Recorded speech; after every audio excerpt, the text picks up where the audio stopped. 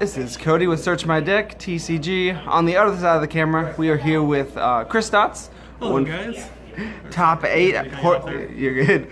Top 8 at Portland Regionals. We're gonna do a quick little interview and talk to him and see. So introduce yourself, Chris. Yeah, my name is Chris Stotts. I've been playing the Pokemon trading card games since 2007. I got my first Worlds invite in like 2009, took the game pretty seriously from there, and got an invite in 2010. I've been playing off and on, and I took a long break from there, playing BGC as well, and I managed to come back to the game around 2016 and 2017, and got an invite in 2018. And took another break in 2019, and then here I am. We're back in 2020, or the season 2020 season. I'm gonna try to go for Worlds. All right. So let's move the camera down. We'll take a quick look at the deck and get some more information. Good to go. So here is his 8th place deck, all in its glory. Talk about a couple cards for us. Highlight them. What would you change? What would you do differently? Give us a quick overview. So just go into a little bit of the history of pretty much the last 2 months of what I was thinking and what should I do with the deck and whatnot. So I was pretty set on Turbo Dark for about maybe 3 or 4 weeks before Oregon. And yeah, I was originally going to do something crazy, like instead of just like going Weavile or even using this, honestly, or I mean the Darkrai EX, I was going to go the full Garbodor route. Or I was going to add a 2/2 Garbodor line and add float stones and make it so it's more just like you try to explode turn 1 and just play all your dark patches, max elixirs, just go wild turn 1 like Turbo Dark is supposed to, and then you just lock your opponent out of the game by then you just start locking your opponent with Garbodor like turn 2 and start hitting hard with like Dark Pulse as well.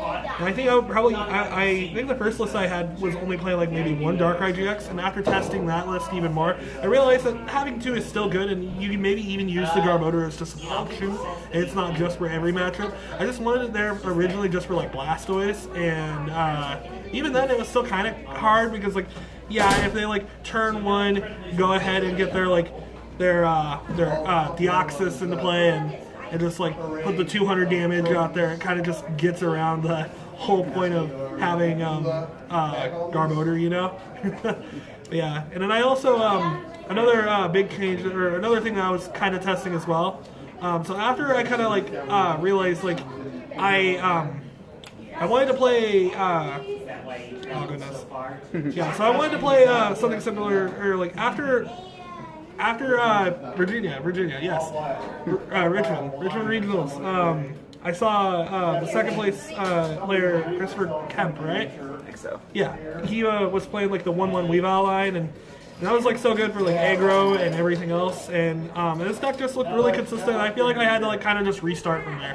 And one of the big brain things I was thinking about doing is instead of playing with Weavile, I was gonna play with 2 Hydreigon and a Lance Prism Star somewhere. And so that way then like if I get a knockout, or if my opponent knocks me out at any point, I can just like go for the Lance Prism Star and then get the Hydreigon. You know what the Hydreigon does, right? For those of you that don't know, it's the it's an older one from like Dark Explorers, I think, back then, or I forgot what set it was exactly. An older black and white set. And basically what it does is that like it lets me move any dark energy on my board in any way I like, sort of like what Weavile does. So yeah, that would be like another way to get it into play. And plus, like another reason why I wanted to consider that is because like Power Plant is just annoying, and so when Power Plant's in play, you can't really use Weavile.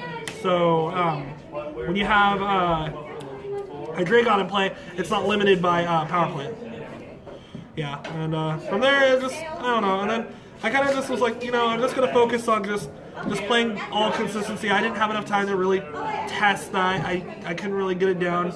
I kind of got the idea from my testing group, Paulo. He definitely suggested the Hydreigon plus the Lance Prism Star guys back. But yeah, I decided just to go the all consistent route and just try to play what Christopher played. And I decided just to take out a Mew and add a 3rd Skyfield, because one of the deadly things about Expanded at the moment is Marshadow plus Power Plant.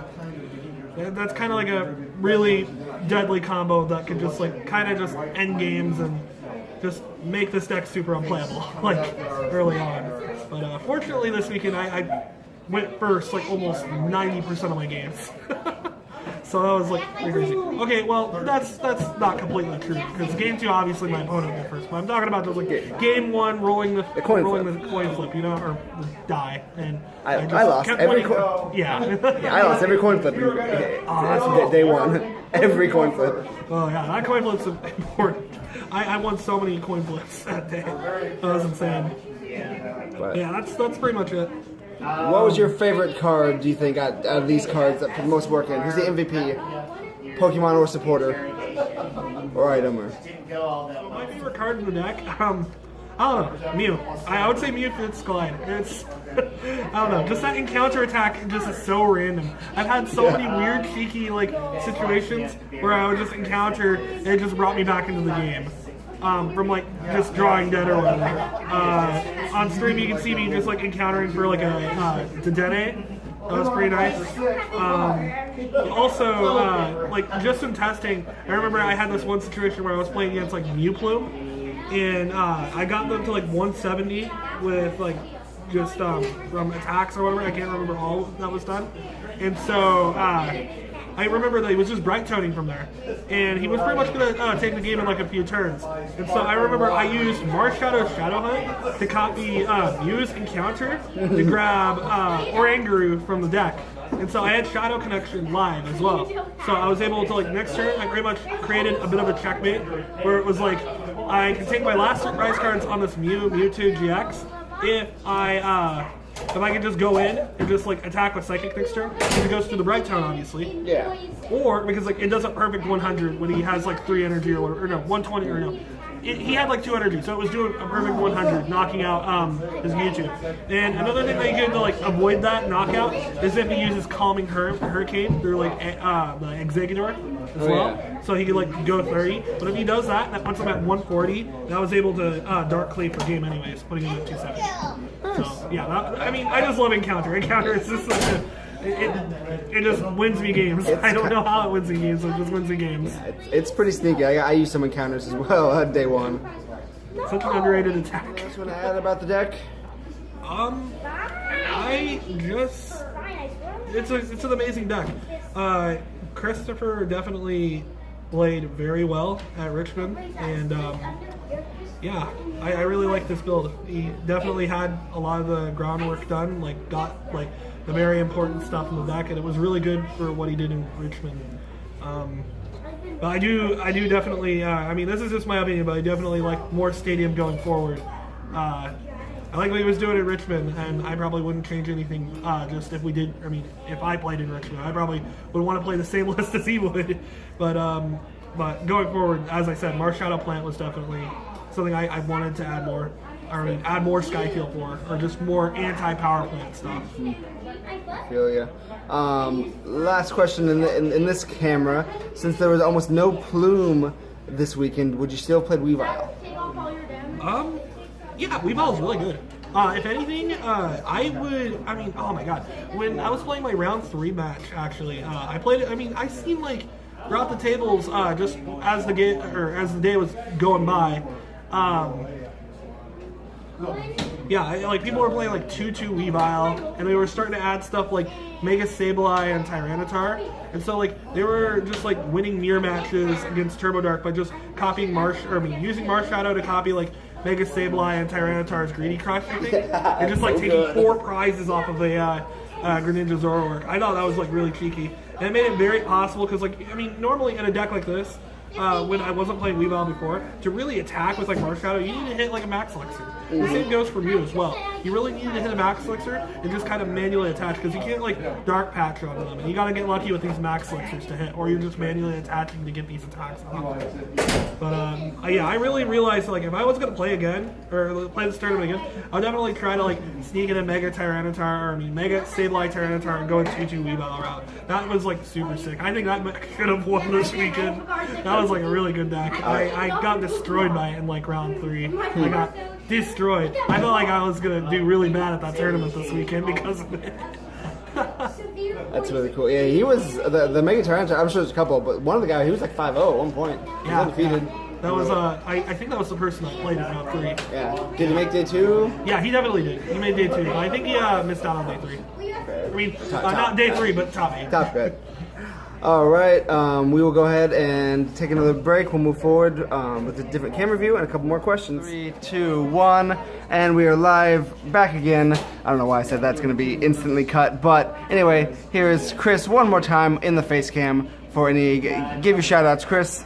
Yes, I'd like to shout out Cody from Search My Deck. And Aww. Also, all my friends in Salem here, Wild Things Games, for giving us a play every Tuesday as well. And also my testing team of Emmett, Jackson Matthews, Dylan Young, and Paulo Amaro.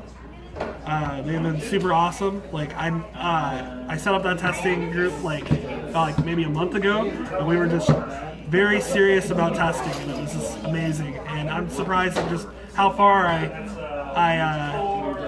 went in the tournament because of just the criticism and just the discussions we had in the group and whatnot. It was just amazing. And other people to shout out. My brother has been amazing as well. He takes me to like every event as well. You want to give Dennis? Yes, Dennis a shout out as well. Dennis has been super cool. He basically lets me borrow cards all the time. And anytime I ask like about midnight before a tournament, I'm like, yo, Dennis, can I borrow a card? He's always just, yeah, sure. Yeah, he's been like super cool. Like, yeah. All right. And there's any social media people can follow you? I'm sure I'll put a link in below, but feel free to shout out your Twitter. Yeah, my Twitter is at ChrisTheBeast5. Yeah, I haven't used it that much, but I'll probably be posting there a little more. I plan on starting my Twitch channel soon again. I have like 200 followers, I think, over there. That's really cool. I plan on doing like PTCGO content, some Melee as well, and maybe Smash Ultimate. Maybe play through some random games as well. Sword and Shield? Yeah, Sword and Shield. Who knows?